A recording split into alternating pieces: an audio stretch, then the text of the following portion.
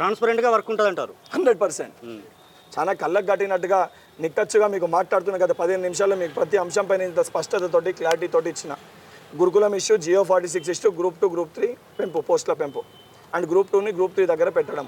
అది కూడా ఎందుకనంటే మొదట ఏదైతే సంబంధించిన డేట్స్ ఇచ్చారో అప్పుడు ఈ సమస్య లేకుండే, కానీ ఏదైతే సంబంధించి డిఎస్సి ఎగ్జామ్ ఏదైతే ఉందో అది మధ్యలో పెట్టినప్పుడు ఈ డేట్స్ అనేటివి ఓవర్లాప్ అవుతున్నాయి. 1 వీక్ గ్యాపే ఉంది కాబట్టి ఆ గ్రూప్ 2ని గ్రూప్ 3 సిలబస్ సేమ్ ఉంటుంది కాబట్టి గ్రూప్ 2 గ్రూప్ 3ని కలిపి వారం రోజుల డిఫరెన్స్లో పెడితే ఏదైతే ఇబ్బంది కలగకుండా మేము డిఎస్సి రాయగలుగుతాం, తర్వాత దానికి ప్రిపేర్ కాగలుగుతామని యువకులు విజ్ఞప్తి చేస్తారు. 100% వారి విజ్ఞప్తిని కూడా స్వీకరించి ముఖ్యమంత్రి గారి దృష్టి కూడా తీసుకొని వెళ్ళడం జరిగింది. 100% ముఖ్యమంత్రి గారు కూడా సానుకూలంగా డెసిషన్ తీసుకుంటున్న ఒక నమ్మకం అయితే నాకు ఉంది.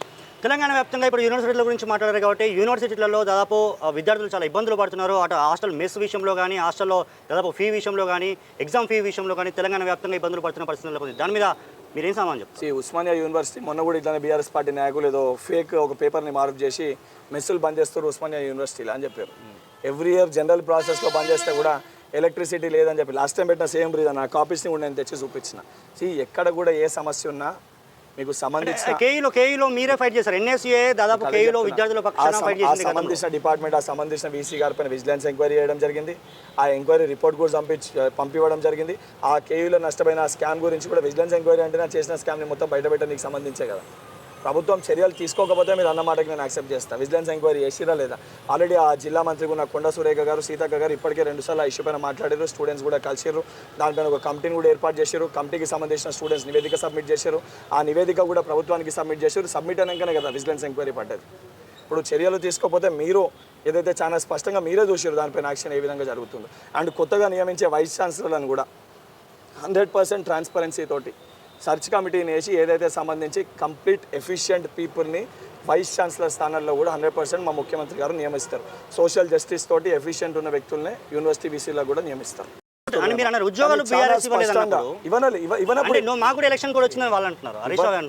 10 సంవత్సరాలకి ఎలక్షన్ కోడ్ వచ్చిందా? మొదటి ఏడాది 2 లక్షల ఉద్యోగాలు ఇస్తామని చెప్పారు. ఎప్పుడు? 2014 Vishwal committee report 2017 2018 Vishwal committee report వచ్చింది. మరి అప్పటికెళ్ళి ఇప్పటివరకు ఎందుకు ఖాళీని నింపలేకపోయారు? నీ యొక్క లేఖలనే ఉన్నాయి 60,000 ఉద్యోగాలు నింపారు. మన 60,000 ఎందుకు నింపగలిగినావు? ఎందుకు ఎక్కువ నింపలేకపోయినావు?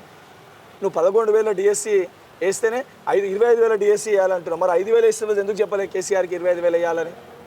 ఆ రోజు చిత్తశుద్ధి ఏడవైంది. ఈరోజు ఎగ్జామ్ డేట్స్ మధ్యలో గ్యాప్ గురించి మాట్లాడుతున్నాం. ఆ రోజు ఇదే గ్రూప్ 2 డిఎస్సి సమస్య వచ్చినప్పుడు మేము ఎందుకు ధర్నా చేసేంత వరకు మీరు స్పందించలే? హరీష్ రావు టాపిక్ వచ్చింది కాబట్టి మరొక మాట, దాదాపు ఆగస్టు 15 వరకు రైతు రుణమాఫీ చేయలేకపోతే ఖచ్చితంగా రేవంత్ రెడ్డి రాజీనామా చేయాలన్నారు. బట్ మీరేమో చేస్తామని పర్టికులర్గా మీరు నేనే చెప్పిన రుణమాఫీ చేసి తీరుతాము, చేయకపోతే నేను రాజీనామా చేస్తా, చేస్తే హరీష్ రావు రాజీనామా చేయండి అని చెప్పి నా మాటకి నేను కట్టుబడి ఉన్నా. ఆగస్ట్ 15 వరకు చెప్పిన విధంగా రుణమాఫీ జరుగుతుంది. మరి హరీష్ రావు గారు కట్టుబడి ఉన్నారో లేదో మీరు ముందు పోయి వారిని అడగండి. సేమ్ హరీష్ రావు రేవంత్ రెడ్డి కూడా సవాల్ విసిరిండు. అంటే హరీష్ రావు రేవంత్ రెడ్డి గారికి సవాల్ విసిరే స్థాయి హరీష్ రావుది కాదు. హరీష్ రావు గారు శాసనసభ్యునిగా దాన్ని సవాల్ విసిరేదంటే శాసన మండలి సభ్యునిగా బల్మూరి వెంకట్తో ఫస్ట్ మాట్లాడి తర్వాత మా ముఖ్యమంత్రి గారి దగ్గరికి. ఇప్పుడు రుణమాఫీ ఆగస్ట్ 15 మీరు చేస్తా అంటున్నారు. ఇప్పుడు ఏం చెప్తారు హరీష్ రావుకి? అరే మేము అదే చెప్తున్నాం, మేము చేసి తీరుతాము. మేము ఇచ్చిన మాటకి మా ముఖ్యమంత్రి గారు క్యాబినెట్ మీటింగ్ పెట్టి నిర్ణయం కూడా తీసుకోవడం జరిగింది. నేరుగా వారే ప్రెస్ ముందుకు వచ్చి ప్రకటించడం కూడా జరిగింది. ఇప్పుడు ఆ రోజు అన్నారు కదా బల్మూరి వెంకట్ గారు, హరీష్ రావు గారు మీరు రాజీనామా చేయాలి, ఒకవేళ మేము అప్పటికల్లా చేయలేకపోతే అంటే మీ ముఖంగానే చెప్పినాం కదా, మేము ఇలా చేస్తే రాజీనామా చేయాలని ఆ రోజు మీడియా మిత్రులని రిక్వెస్ట్ చేసిన. మీకే కదా ఆ రోజు లేఖిచ్చిపోయారు, మా మీడియా మిత్రులకి వచ్చి లేఖిచ్చిపోయారు కదా.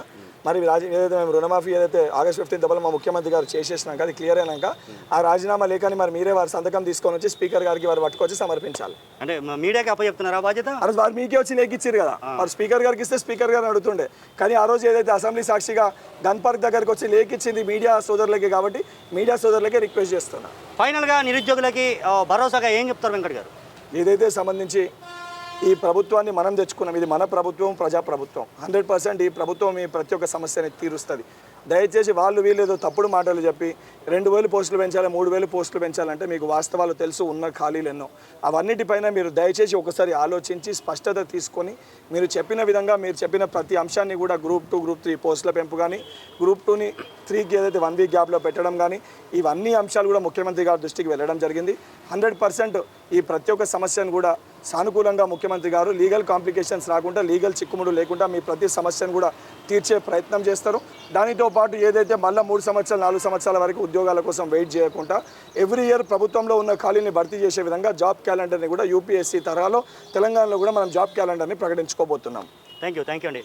చూసారు కదా, ఖచ్చితంగా కాంగ్రెస్ ప్రభుత్వం అయితే నిరుద్యోగుల పట్ల ఉంటుంది. 10 సంవత్సరాలు బీఆర్ఎస్ పాలించిన ఆ చెత్తని మేము క్లీన్ చేస్తున్నాం. ఖచ్చితంగా జాబ్ క్యాలెండర్ అనేది మేము త్వరలోనే మేము ప్రకటిస్తామని చెప్పేసి బల్మూరు వెంకట్ చెప్తున్న సిచ్యువేషన్. ఇది ఈరోజు ఇంటర్వ్యూ. మరో ఇంటర్వ్యూలో మళ్ళీ కలుద్దాం. నేను మీ యోగి, వరంగల్. అసలైన తొలి వెలుగు. ఫాలో వాట్సాప్ @తొలి వెలుగు official.